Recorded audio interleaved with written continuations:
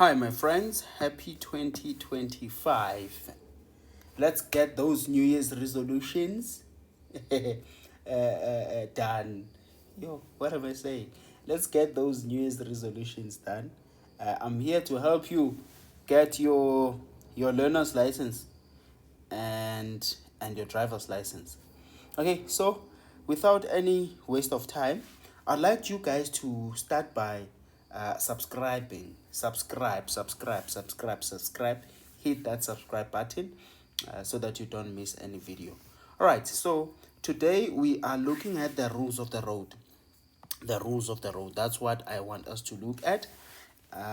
So I'm hoping I'll be able to cover everything in one go. But if I'm not able to do that, we will cover it in two parts. Rules of the road. So I'll start reading here. I'll start by reading this there. Okay. The rules of the road are set in place to regulate traffic and to ensure safety. These rules are compulsory, and compliance with these road traffic laws greatly reduces the possibility of accidents, injury, or deaths on the roads. Okay, these are the rules of the road. The rules of the road. So if everyone just followed the rules of the road, would be safe. There'll be no accidents.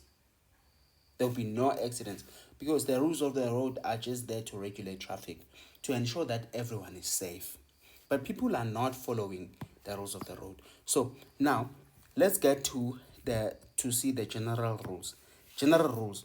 All vehicles must have a clearly visible and valid license disc, which is 12 months from the date of issue. 12 months from the date of issue. That is the license disc of your vehicle. So 12 months. I always say this.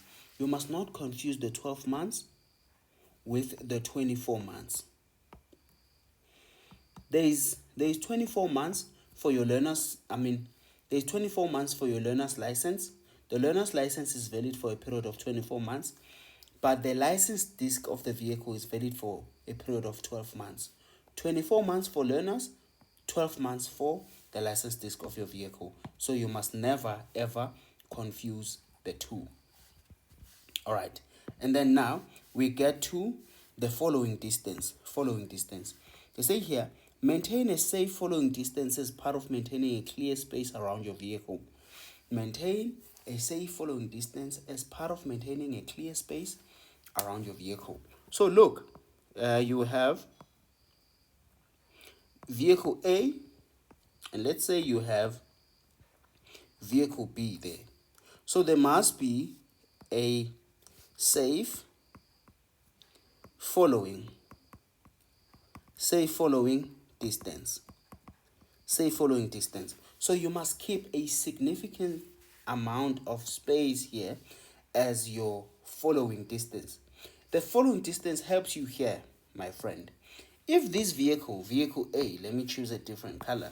Vehicle A, if vehicle A suddenly stops, and you as vehicle B there, if this vehicle A suddenly stops, you as vehicle B, you should be able to also stop. Perhaps you stop here without swerving. Swerving meaning driving to the side of this vehicle, trying to avoid hitting it. So that means you are keeping a safe following distance. Because if you are going to stop by swerving, trying to avoid hitting the vehicle, then you are not keeping the safe following distance. So the safe following distance talks about that, keeping a significant amount of space between the vehicle you are following and you. All right, that's the safe following distance. So the safe following distance is then explained as 2 seconds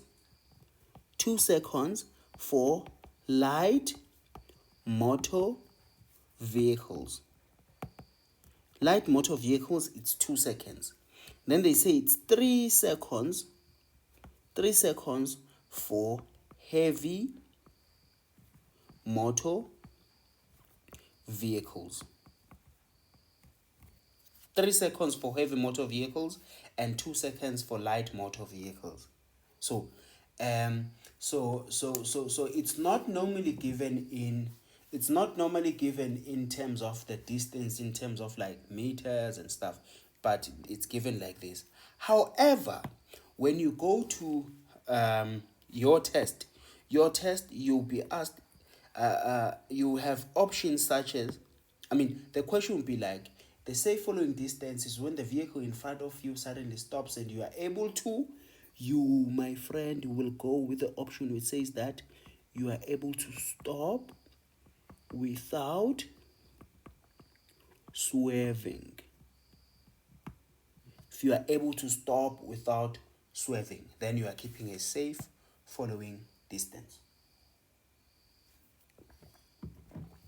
Okay.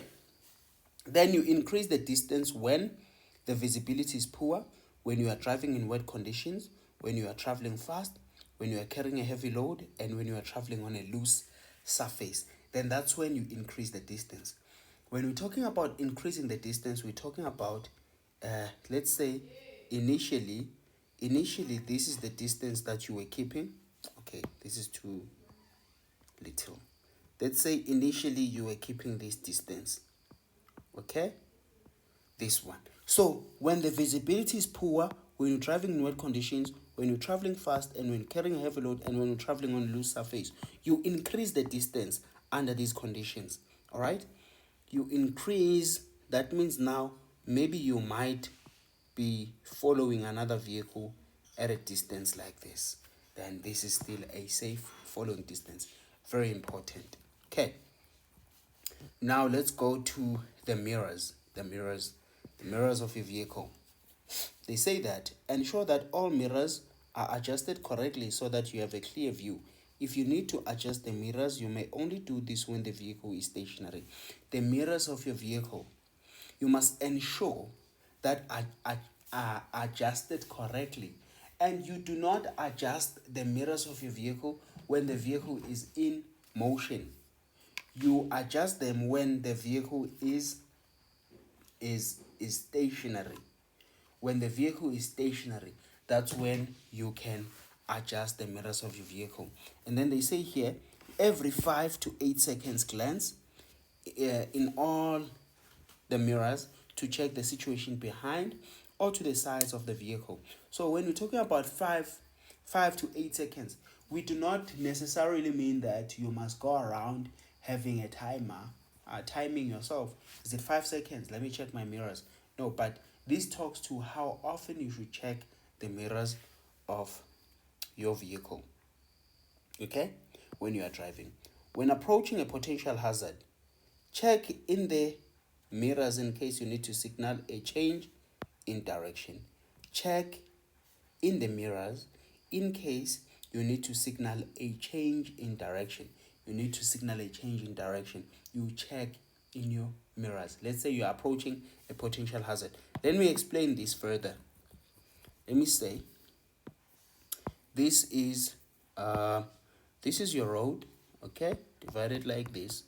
Say maybe there's a big pothole there. There's a big pothole. So this then is a hazard. You are driving here, going that direction. Then you see this pothole there. You're like, hey, there's a pothole. Before you switch lanes, you change direction, right? You switch lanes. Before you switch lanes, you must check your mirrors so that you signal your change in direction. I'm about to enter this lane now. Okay? Perfect. Now let's go on to checking the blind spot. The blind spot. Before changing direction, turn your head to the appropriate side to check in the areas that are not visible in the mirrors, and those are referred to as blind spots. So you must turn your head to check in. You turn your head to the appropriate side to check in the areas that are not visible in the mirrors. Those areas are referred to as blind spots. Listen, my friend. Listen. Let me explain the blind spot. Here's your road again. Divided like this, okay? And then, this is your vehicle. And this is the mirror of your vehicle. And that is your other mirror of your vehicle. So the mirrors of your vehicle will see this yellow path. This yellow path, is what you will see from your mirrors. And you also have this rear view mirror, this one. This rear view mirror will show you here. Okay, so you see the yellow path is what is covered by your mirrors. Your mirror, my friend, will not cover this area, nor will it cover this area. So these two areas is what we call blind spots. Blind spot. Okay, this then will be your blind spots because it's not covered by your mirrors. So what do? You turn your head to check there. You turn your head to check there. All right, you just turn your head. That's it. Very easy like that. Yeah. Okay, now let's move on to the maximum speed limits. So listed here are the maximum speed limits, general speed limits. So roads in urban areas, the maximum speed limit is 60 for roads in urban areas. Roads outside urban areas, it's 100. On freeways, the maximum speed limit on freeways is 120. Okay, and then goods vehicles with a mass exceeding 9,000 kgs on roads outside urban areas, it's 80 kilometers per hour. A bus or taxi carrying passengers exceeding 3,500 kgs, the maximum speed limit is 100 kilometers per hour. All right. And then there is an important note there. Important. A road sign that indicated a different speed limit from the general speed limit guide below takes precedence. So if you have a road sign, that indicates a different speed limit from these ones, it takes precedence. So say for instance you are driving in roads in urban areas. The maximum speed limit is 60, right? The maximum speed limit is 60. So if you then see another speed limit which is like 30, but in urban areas, it takes precedence. If you're driving in roads outside urban areas and the maximum speed limit there shown there on that road, on that section of the roadway, they say maybe it's 45, it takes precedence. That's what this point is talking about. Okay, right. And then we go down to driving on divided roads. The rules with regards to driving on divided roads. All right. When a painted marking or physical barrier divides a road, always stay on the left of the division. You are only allowed to cross this division if there is an opening or space allocated for this action. Now, you must understand that it is a rule violation to drive across a solid dividing marking. You may only drive across a broken dividing marking to overtake another vehicle or to make a U-turn. Understand that? Of course, yes, you understand. Listen, this one, if I can talk on this one first, is the one which then your question on your test, they will ask you, what is the most important rule of the road in South Africa? What is the most important rule of the road in South Africa? My friends, you must always remember that the most important rule of the road in South Africa is that you must keep left. That is the most important rule of the road in South Africa. Keep left. So the first point there simply talks about that. It simply talks about that. And then when we go on, then we talk about these divisions.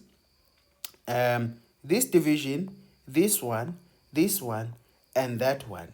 These four, you may not cross them. You are not allowed to cross them. You may only cross them if there is a space allocated for this action of crossing. The only division that you may cross is this one, the broken dividing marking. If you want to make a U-turn or if you want to overtake another vehicle. That's what these 4 points are covering. Okay, now we then go down to the rules with regards to overtaking. The rules with regards to overtaking. Do not overtake if overtaking is prohibited by a road sign or marking. Do not overtake a vehicle that is stopped at a pedestrian crossing. When overtaking a vehicle on the same direction on a narrow road, pass right and keep a safe following distance. Overtake on the right and keep a safe following distance. Then they say, do not drive on the right-hand side of the roadway in the face of oncoming traffic. You don't drive facing oncoming traffic. You may not overtake if there is oncoming traffic. Or you just don't drive facing oncoming traffic, okay? Right. You know, isn't that you know that you must keep left? Keep as far left as possible. Do not drive on the shoulder or verge of the road when overtaking. Do not overtake on a blind rise, curve, or any other area where your view of the road ahead is limited. Where your view of the road ahead is limited. Okay. Right. It's simple and straightforward, this one. Simple and straightforward. All right. Now we come to overtaking on the left. Overtaking on the left. If it is safe to do so, you may overtake on the left when the vehicle ahead of you is turning right or has indicated to turn right, when the road is a one-way, when there is wide enough for 2 or more lanes for traffic moving in the same direction, when you are instructed by a traffic officer. Do not cross the yellow left edge line in order to overtake on the left. Do not cross the yellow left edge line in order to overtake on the left. Okay. So, straightforward. When are you allowed to overtake on the left? When the vehicle ahead of you is turning right or when it has indicated to turn right. When the road is a one-way. One-way, what do we mean? All vehicles are going in one direction. There is no vehicle that is going in opposite direction. All vehicles are going in one direction. When there is wide enough for 2 or more lanes for traffic moving in the same direction. And then, my friend, every time when you see instructed by a traffic officer, when you see this option, it will always be correct. Always. When you are instructed to do something by a traffic officer, regardless of the sign or of the rule of the road, the rules of the traffic officer takes precedence. Okay. And then you don't cross the yellow line when you are overtaking on the left. You don't cross the yellow line. Yes, you may overtake on the left if there is enough space, if the vehicle in front of you is turning right or has indicated to turn right. But just remember, you may not touch the yellow line. You don't cross the yellow line, okay? Now we come to passing oncoming vehicles. When passing oncoming traffic, you may not pass right onto oncoming traffic. You do not pass right facing oncoming traffic, okay? You may not overtake facing oncoming traffic. Being overtaken. When being overtaken, move over safely to the left to allow other vehicles to pass. Do not accelerate until the other vehicle has passed. Do not accelerate until the other vehicle has passed. Okay, sharp. Now we go down to being overtaken on a freeway. Being overtaken on a freeway. If the driver behind you indicates his desire to overtake by flashing the headlights, signal to move over if it is safe to do so. Do not hog the right lane even if you are traveling at a designated speed limit. Guys, listen. If you are driving the fast lane and the person behind you flashes the lights to say, hey, I want to move, the rule says that you must move to the next lane. If it is safe, you don't hog the right lane. even if you are traveling at 120 kilometers per hour, because that is the maximum speed limit allowed in South Africa on the freeway, even if you are traveling at 120 kilometers per hour, you don't hog the right lane. You must move to the next lane. Allow the person to overtake you. Then if he gets a speed fine, he will get a speed fine, right? And then road shoulders. You may not drive on the shoulder of the road to the left of the yellow edge line or to the right of the white edge line. You may not drive ku shoulder of the road. Ehlombe lomgwaqo. You may not. But there are exceptions. Exceptions. You may drive to the left of the yellow edge line to allow another vehicle to overtake if it is a single lane roadway, if it's in between sunrise and sunset, if it won't endanger any road users or property, if you can clearly see any person or persons, vehicle or vehicles for at least 150 meters ahead. These are the conditions where you are allowed to overtake where you are allowed to drive on the yellow line. Here, when do you drive here, yellow line? You want to allow another person to overtake you. But if the person wants to overtake you, where? If it is a single lane roadway. This, my friend, is a single lane roadway because one lane is going there, one lane is coming back. Therefore, this one is then regarded as a single lane roadway. If it's in between sunrise and sunset, if it's during the day, it's during the day. If it won't endanger any road users or property, if you can clearly see any person or persons, vehicle or vehicles for at least 150 meters ahead, then you can drive on the yellow line. Okay, and then let's go down to dedicated public transport lanes. Dedicated public transport lanes. Do not drive in a lane dedicated for public transport or rapid transport vehicles from 6 a.m. to 9 a.m., 4 p.m. and 6:30 p.m. Monday to Friday, except in public holidays, unless you are driving a permitted class of vehicles. So, bus lane, you don't drive there, 6 to 9 ekseni, 4 to 6:30 ntambama. You don't drive during those times, unless public holidays. Okay. All right. And then we come to traffic lanes. So they say here, you may not enter or cross a road traffic lane if your vehicle is likely to cause a dangerous situation or cause traffic flow. Do not cross into a different lane unless you can do so without obstructing or endangering other traffic. So this one, I feel like it's more of like a common sense. Like you see, but then common sense is not common sometimes. But if you see that you are going to cause danger, you are going to obstruct traffic, one would say that it's common sense to say, I am not going to go there. But the fact that they're right here is because common sense is not common. You know that. There's a saying that says that, right? Okay, so you must follow these rules. Then we come to traffic circles.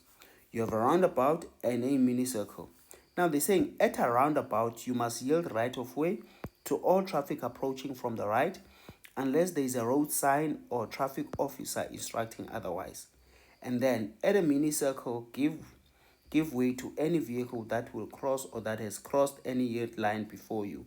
Drive clockwise around, but not over the marking.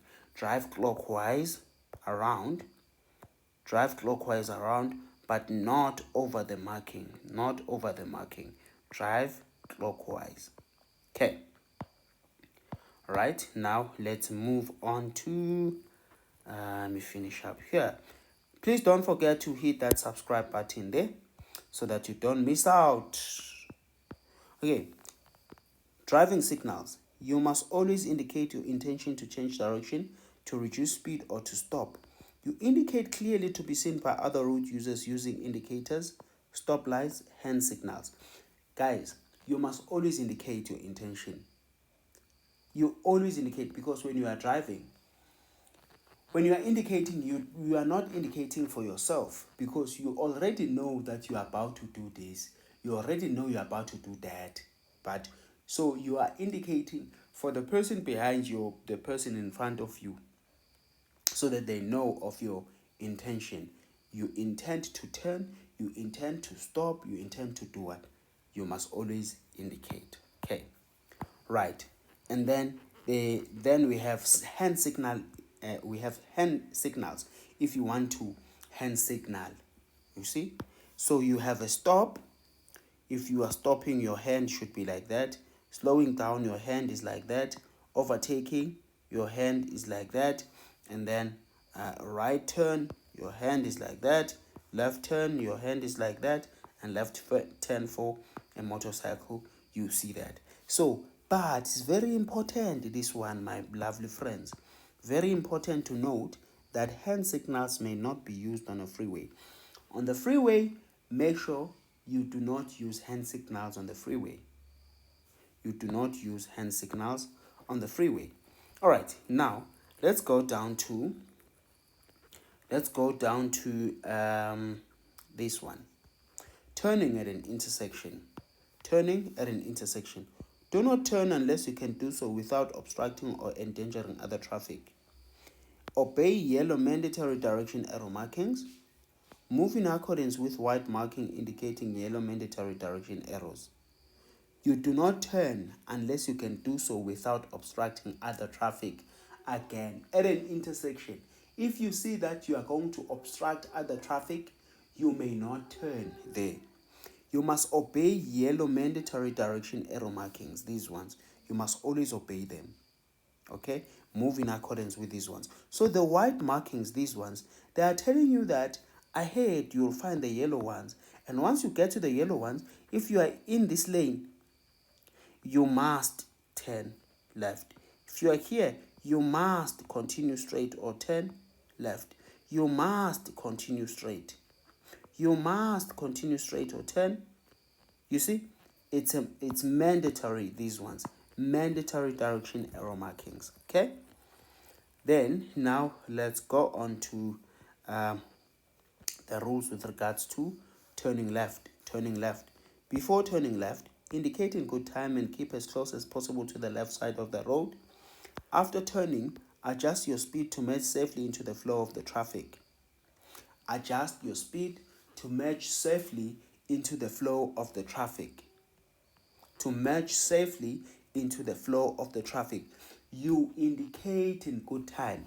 You don't indicate here. You don't indicate here just because you are turning here. You indicate in good time while you are still going. You indicate, hey, I'm going to turn ahead. I'm going to turn. Right? You don't indicate here and you are turning here. That is nonsensical. Fuck. All right. Now let's go. Turning right. Turning right. Before turning right, indicate in good time and keep as close as possible to the right side of the road. Before turning, yield right of way to any traffic approaching ahead. Before starting turning into a two-way road, cross the center line so that you turn into the left side of the road. And as you turn, pass left of any traffic island or traffic officer controlling the intersection. Okay? Simple and straightforward. Follow the rules. Remember, guys, what's nice with the video is that you can always stop, rewind. It's rewind, right? Rewind, go back and listen again over and over and over again. Right. And then now we come to the rules with regards to parking. Parking. Always park within a demarcated bay and never on a sidewalk or verge. If illegally parked, a fine will be issued or the vehicle can be impounded. Emergency, rescue, and construction vehicles or traffic officers are not subject to these rules if they are being used on duty. You may park on the right side of a one-way road provided the outer edges of the right side wheels are not more than 450 millimeters into the roadway. These rules are very important. Let me erase this so that you can see them properly. Always park within a demarcated bay. So you always park your vehicle where it's allocated, where it's demarcated parking. You don't just park on the sidewalk or on the pavement, rather. If your car has been illegally parked, you'll get a fine, my friend, or the vehicle can be impounded. Now, emergency, rescue, and construction vehicles or traffic officers are not subject to these rules if they are being used on duty. You may park on the right side of a one-way road provided the outer edges of the right side wheels are not more than 450 millimeters into the roadway. Right. Cool. Now we come to these two tables that are very, very, very important. Okay. Parking distances guide. No stopping in, on, or closer 9 meters from what? A pedestrian crossing. 6 meters from a tunnel, a subway, a bridge, a constricted road. Very important. Very, very, very, very important. All right. And then now we then come to no parking closer than what? 5 meters from an intersection, 1.5 meters from a fire hydrant on either side of it, 1 meter from the road edge outside an urban area unless in a demarcated bay. Okay. And then I'm going to close it off with other no parking places. And then we are going to continue on another session with the rest of the rules of the road. So I'm closing it off with this one. Okay. Other no stopping places. In any no stopping area,